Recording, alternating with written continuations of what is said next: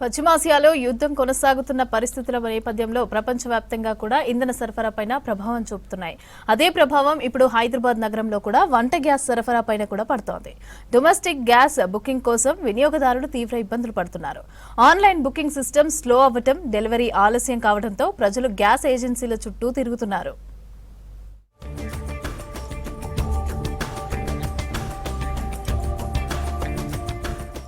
Middle east లో కొనసాగుతున్న యుద్ధంతో హైదరాబాద్ లో గ్యాస్ సరఫరాపై కూడా ఎఫెక్ట్ పడుతోంది.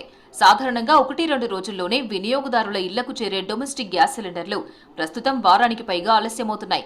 సిటీలో భారత్, ఇండియన్, హెచ్పీ గ్యాస్ వంటి సంస్థల ద్వారా సుమారు 400కు పైగా డీలర్లు గ్యాస్ సరఫరా నిర్వహిస్తున్నారు. 30 లక్షల ఎల్పీజీ కనెక్షన్లు ఉన్న ఈ నగరంలో సరఫరా వ్యవస్థపై ఒత్తిడి పెరుగుతోంది. ఒక్క సిలిండర్ మాత్రమే ఉన్న కుటుంబాలు ఎక్కువగా ఇబ్బందులు ఎదుర్కొంటున్నాయి.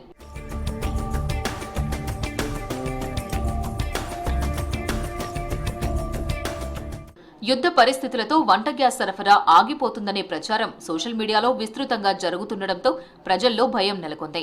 దీంతో ముందస్తుగా పెద్ద ఎత్తున గ్యాస్ బుకింగ్స్ చేస్తున్నారు వినియోగదారులు. గతంలో ఒక్కో గ్యాస్ ఏజెన్సీకి రోజుకు సుమారు 700 డొమెస్టిక్ గ్యాస్ బుకింగ్స్ వచ్చేవి.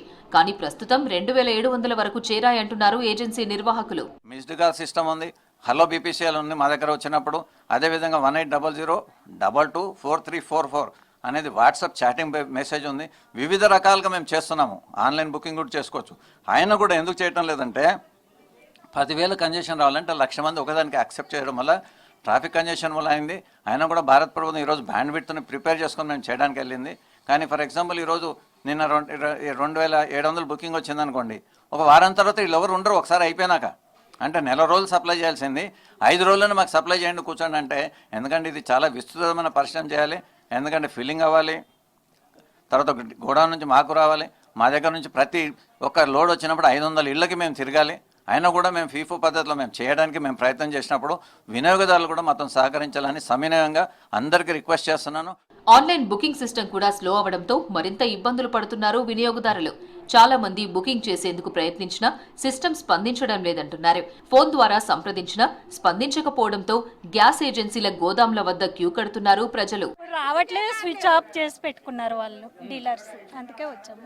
డెలివరీ అని చూపిస్తుంది, బుకింగ్ చేశాము, డెలివరీ అని చూపిస్తుంది. నాకైతే గ్యాస్ రాలేదు, కానీ అక్కడ మాత్రం డెలివరీ చేసినట్టు చూపిస్తుంది. డెలివరీ అని చూపిస్తుంది. ఆటో డ్రైవర్ని అడిగితే రెస్పాన్స్ ఇవ్వట్లేదు. నేను బుక్ చేసి కూడా వన్ మంత్ అవుతుంది. 10 days బ్యాక్ మెసేజ్ వచ్చింది 2nd.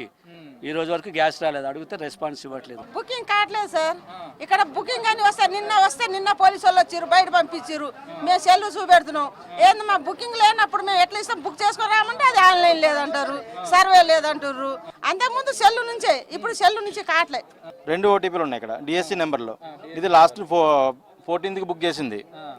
అది చూపిస్తేనేమో మీది డెలివరీ అయిపోయింది, 23కి డెలివరీ అయిపోయింది, మీకు ఇప్పుడు అప్పుడే రాదు, ఇంకో 20 days పడుతుంది అంటున్నారు. ఇప్పుడు ఇంట్లో తినాలా చేయాలా ఏం అర్థం అవుతలేదు. కమర్షియల్ గ్యాస్ సరఫరా తగ్గిపోవడంతో నగరంలోని హోటళ్లు, టిఫిన్ సెంటర్ల నిర్వాహకులు తీవ్ర ఇబ్బందులు పడుతున్నారు.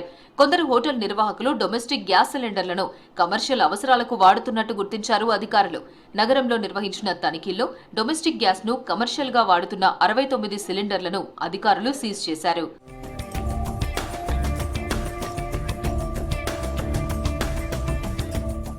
తమ పేరుపై బుక్ అయిన గ్యాస్ సిలిండర్లు డెలివరీ కాకపోయినా రికార్డుల్లో మాత్రం డెలివరీ అయిందని చూపిస్తున్నారని తెలిపారు వినియోగదారులు.